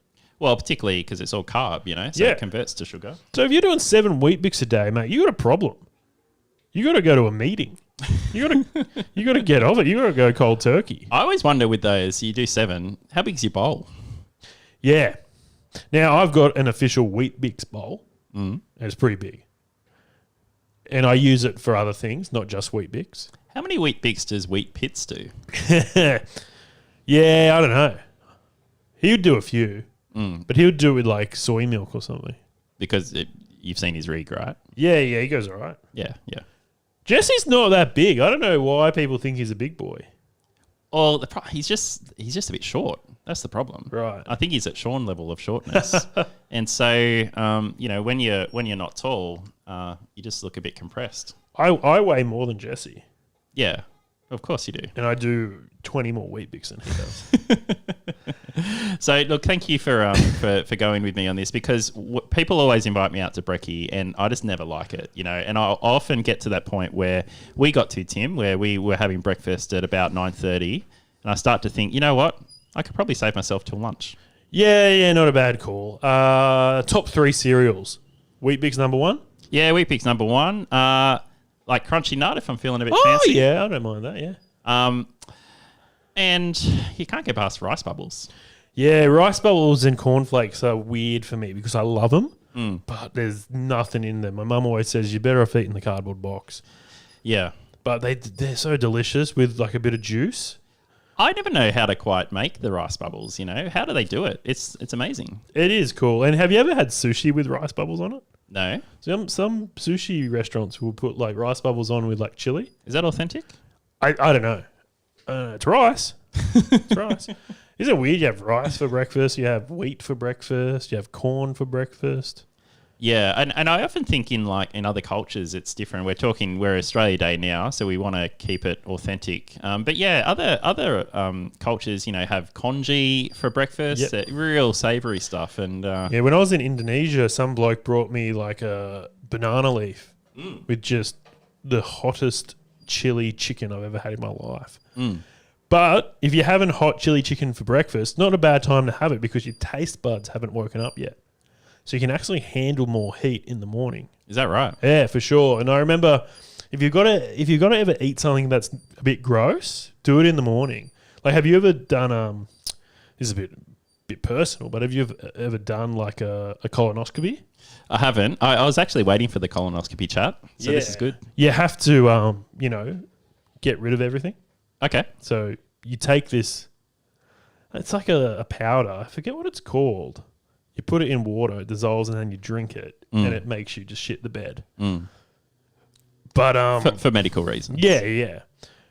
But it's disgusting. I remember I've done it twice. I remember the first time I did it, I just sculled it, and it was done and done, one and done. And the second time I did it, I don't know. I got a whiff of it, and I couldn't handle it. It was so disgusting. But yeah, try and time those things to the morning, and that way you won't taste it as much because your taste buds aren't as active. We know how your taste gets refined when you're older. Your beer's gross when you're young, but it's okay when you're a bit older. And I wonder that with cough syrup. I haven't had cough syrup in a while because it's a little like unmasculine to have cough syrup when you're 38 years old. But when I was young, I was like, oh, this is disgusting. But now I had cough syrup a couple of years ago. It's delicious. Well, it's an ingredient in a lot of cocktails. It's just super sweet. Do you remember Panadol medicine? No, I've never had it. Oh, they used to make it orange flavour, but it was like thick and sugary. Right. And you'd have to just slam it back. Well, there's a medical fact that the listeners might not know about me. I've never actually had a headache. Really? So even, think about the worst experiences you've had with a headache. Maybe it's a hangover. Maybe, you hit your head or something like that. I've never experienced pain in my head. Your misso's had a few. Yeah. I give her a few headaches. But no, I've never experienced that. So it is actually hard in a relationship or when I got friends who have headaches. So I can't empathise. I don't know what it feels like. Will Anderson's got this great joke. Will Anderson's a famous Australian comedian. He's got chronic back pain. And he asked his doctor, can I take Panadol? And the doctor says, Panadol will do nothing. And Will goes, can I take Panadol Rapid? And the doctor said, that will do nothing quicker. That's good. Pretty good. Yeah, not Pretty bad. good. Well, that's the other thing too. And I wonder, when you're shopping for Panadol, which I don't do because I don't get headaches, but if you got the option of having the rapid or the non, why would you go the non-rapid? Well, here's the thing. I think a TV show, a consumer affairs show, busted Nurofen because they have ones that specialise for different things. Yes. And they were like, no, these are all the same, and they all do nothing. So there's ones for headache, there's one for tummy, there's one for period pain, there's one for back pain, there's one for, rapid or all that sort of stuff, long-lasting. So are you telling me if you took the period pain one, it wouldn't affect your periods?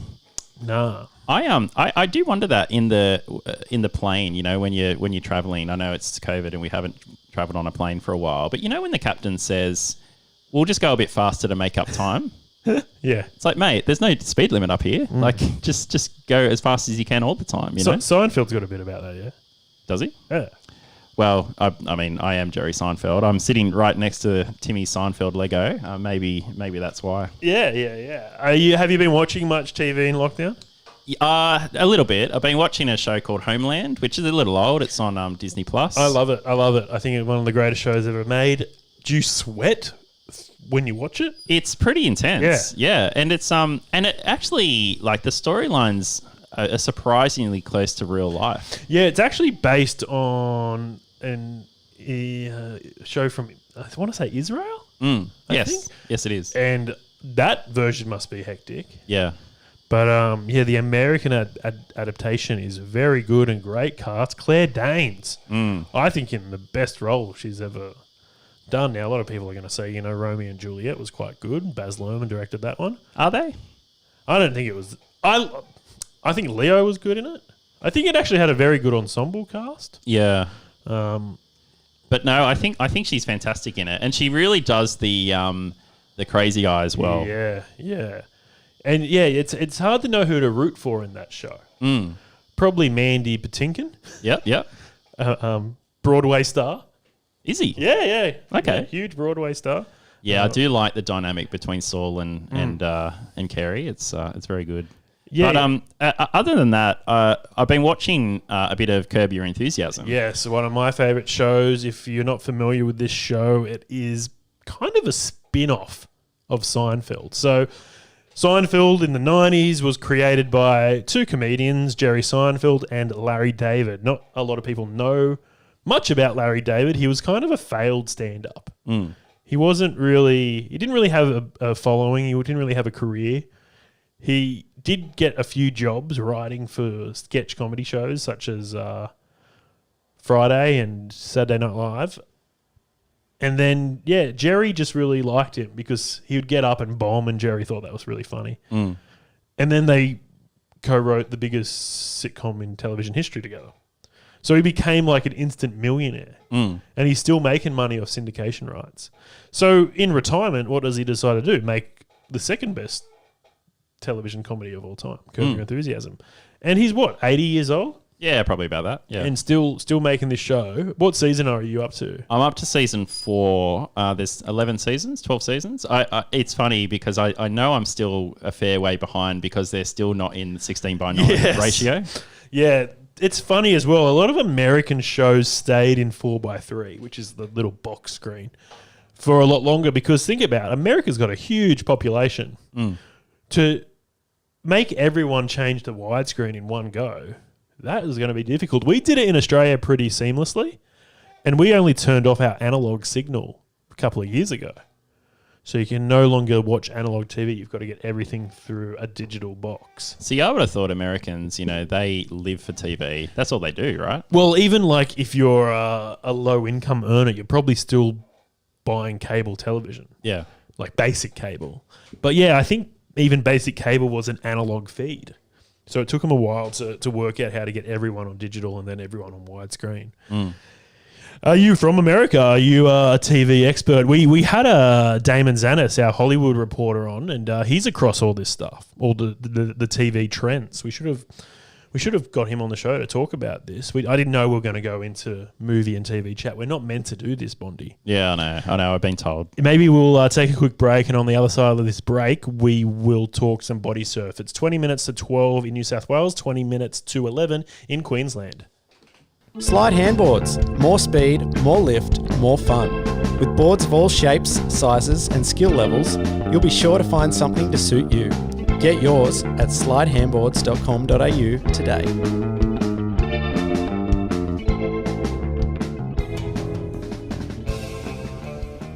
Do more in the bedroom with Steady Freddy, a spray designed to give you a more fulfilling love life. G'day, it's your new delay spray. Spray on, play on with Steady Freddy, a high quality, doctor recommended delay spray. Finally, a happy ending to PE. Make your slonger last longer. Steady Freddy offer fast and discreet delivery. It will come fast, but you won't. Use promo code Spotify for 10% off your first order. Check out steadyfreddy.com today. Always read the label and follow directions for use.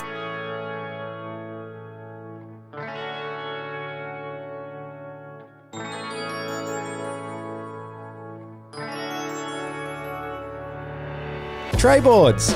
Slop or 6 foot? Every day's tray day with Tray Surf Co. Designed for fast foods. Used to surf tubes. Come get served at trayboarding.com.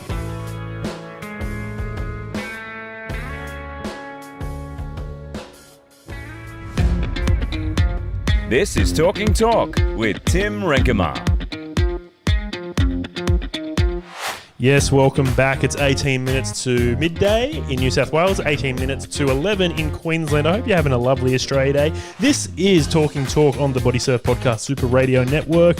My name is Tim Renkema, and if you want to get in touch with us, jump on Instagram at Budgie Boys or at Bodysurf Podcast. You can also send us an email, Bodysurf Podcast at gmail.com.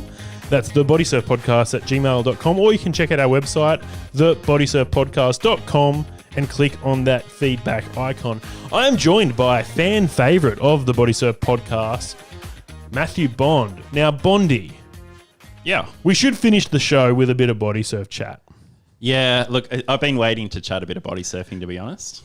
Who would you like to see on the Bodysurf Podcast in 2022? Oh, look, I have a few absolute must-gets. So, my brother-in-law, Sean Cook, the best body surfer that no one knows about, he needs to get on the podcast. I don't know why he hasn't gone on the podcast before. He's not keen. Yeah, I know. He's coming around, and he'll do it soon. Well, look, I'm happy to put the pressure on. There's a few more.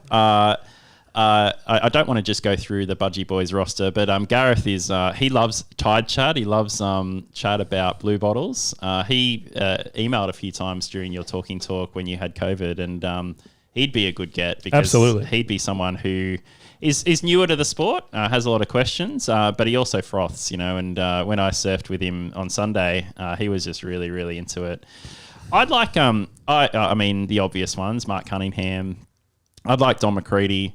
I want to talk a bit of fin chat because I just got a new pair of fins. Yeah, so DMC obviously the initials of Dom McCready. Big name in the body surfing community, big name in the swim community. You know, these are Olympic grade swim training fins. And there's been a huge debate ever since we've started this podcast about what the best fins are. Yeah, and I've got a few thoughts, Timmy. There's a big war. You know, it's sort of like Woolworths and Coles. Fin or DMC? So I've got both, and I've got a few thoughts on this. So buckle up, listeners. I'm going to go on a rant. No, I'm just kidding. But I started with my Tech 1s, if you remember. So I had Hydro Tech 1s. They were my first body surfing fin.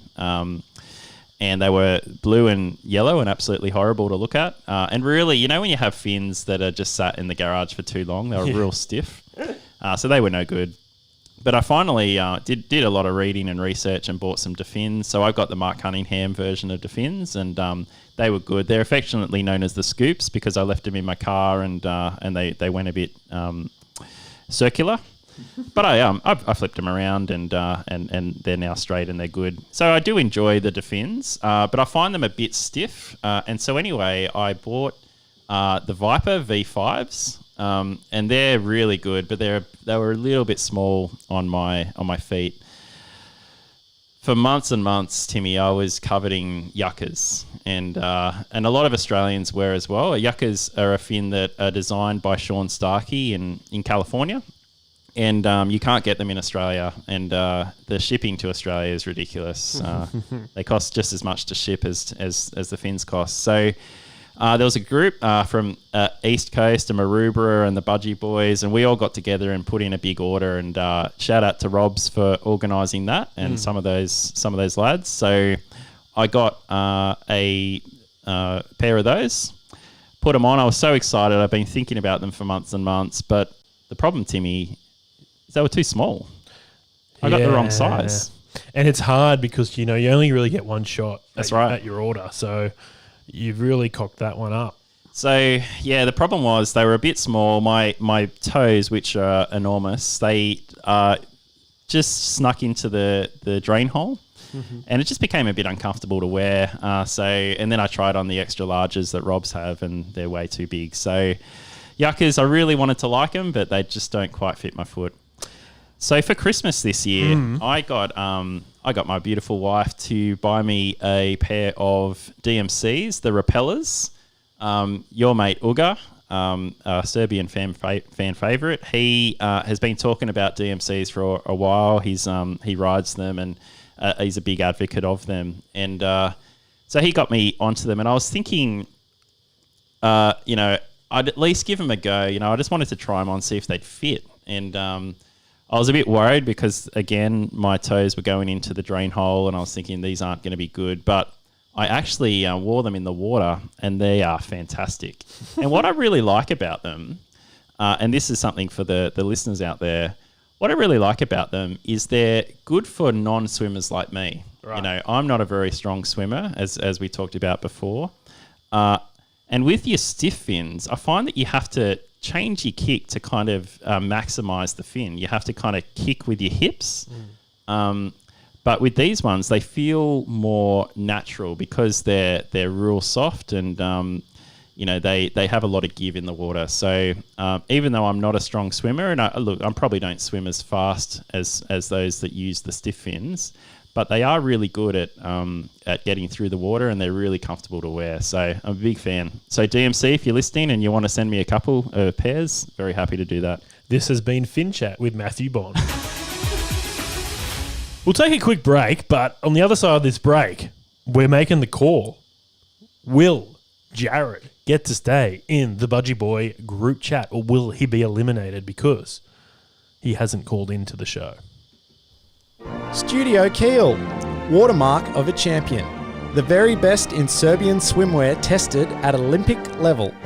No more sloppy sluggos like the other brands. With Keel, you're layered for life.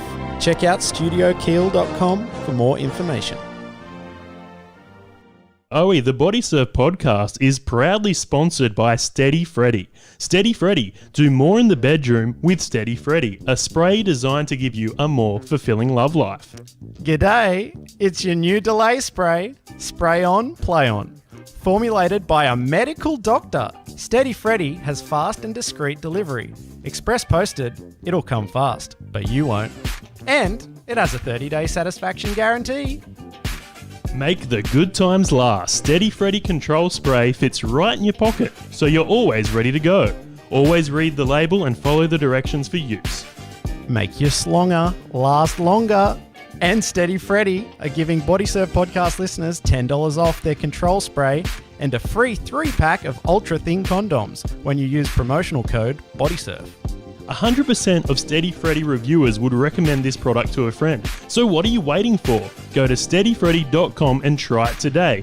Check out steadyfreddy.com and get $10 off and a free 3 ultra-thin condoms when you use promotional code BODYSURF. We said that 2 times, so you better do it doubly as fast. Steady Freddy is a sponsor of the Bodysurf Podcast. Check out steadyfreddy.com and grab some good gear today. Yo! This is Talking Talk with Tim Rankema. 10 minutes to midday here in New South Wales, 10 minutes to 11 in Queensland, and that means this is your last chance to call in.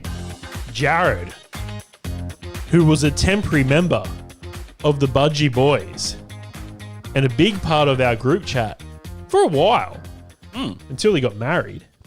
Haven't heard from him since. He does look at everything. Yes. You can see what he looks at. But he hasn't been contributing for a long time. So I put it out there. Jared, if you want to stay in the group chat, give us a call. Just get in touch with us. Do anything. Smoke signal. Blink twice if you're okay. But he hasn't. He hasn't gotten in touch with us. Nothing from Jared. So I'm going to do it. I've jumped onto Instagram. I've looked at our group. It's a good group. We got Owie. We got Woofo. We got Gareth. We got Jesse. We got Bondy. We got Robbie. We got Sean. We got Tim. We also got Jared. But not for much longer. I have removed him from the chat. Wow. Gotcha, Jared. So if he calls in between now and the end of the show, what's going to happen? I think it's too late. It's too late. It's too late. Now, if he wants to come for a body surf, he's welcome. But the chat, that's privilege. See, and here's the thing. Or maybe he needs to make an application as to why he should re-enter the chat. Oh, yeah, he's got a campaign. He's got to really do a big show and dance to try and get back into my good books. Well, I've got a question, Timmy. So, and this might be a question for the listeners too. How do you get into the group chat? What constitutes entry, and what is it about the group chat that people are keen to join? I think there's 2 parts to it. So you need to be enthusiastic about body surfing and enthusiastic about attending our meets, whether that's Saturday morning at Allura Beach at 8 a.m. or if you're available to maybe come out midweek or on a Sunday or do something different. And that's what the group chat's all about. It's about facilitating meets outside of our regular catch-up times. So if you're interested in being a part of that, then yeah, definitely you get in the group. All you have to do, and I think Gareth did this really well, was attend a few catch-ups. And he was very fundamental in making things happen. You know, he actually got us out a few days during the week for a body surf. And he said, hey, I've got to get to work at 9. Can we go out a bit earlier? Absolutely. That's what the group chat's all about, organising some meets. I don't know how Jared got in. Has he ever surfed a day that wasn't Saturday? Look, I don't think he has, but he did come to a few meets. He was, and I think, look, the membership for the Budgie Boys is, if you remember, is 1 surf and you get to vote in the annual general meeting, right? Yeah. So he is a member of the Budgie Boys for voting purposes. Not anymore. Well, do you have to surf in that financial year. Maybe that's the issue. That's it. And honestly, I think we're a pretty loose crew, and we're very welcoming. Yeah. Anyone's allowed to come along for a swim, but we do need to be a bit more selective now that it's been announced that 2022 will see Wompoff take place in New South Wales. So we're ready to go. We're in training, but we're also, our selectors are looking very closely at our form. Who's going to be selected in our top 10? Will we be at the point, Tim, where we have to choose our top 10? Because last time it was run in 2019. We had to scrounge up a few ring-ins. Yeah, I think this year everyone will get a spot. There's still, I think, 2 vacant spots. But some people have asked to potentially join us. So there might be some big news coming up soon about, I guess we would call them wild cards, or, they're members of our sister club. So maybe, I don't know, they're temporary members. I don't know. Is it Maxi from the Bondi Lifeguards? We've never been to Bondi, don't want anything to do with Bondi, never watched Bondi Rescue. Actually, it's a pretty good show. Yeah. An award-winning, Logie-winning show. But no, not Bondi. Something a bit more, I don't know, what would you call it? A bit more north. Anywho, I think we've got to get out of here, Bondy, and enjoy our public holiday. It's been lovely spending Australia Day with you. I hope you had a lovely swim this morning. If you're listening from Queensland, I hope you got around the boys at Slide. They had a great meet-up this morning. Unfortunately, we couldn't get anyone on the phone. They were too busy catching 6-foot waves, Bondy. That's right. Anywho, we got to get out of here. Do it all again real soon. We'll be back with regular programming very, very shortly once Owie sorts out his life. But for now, we got to get out of here. Do it all again real soon. Bondy, would you like to say the sign-off? Timmy, it's always overhead when you're body surfing. Bye-bye. Bye.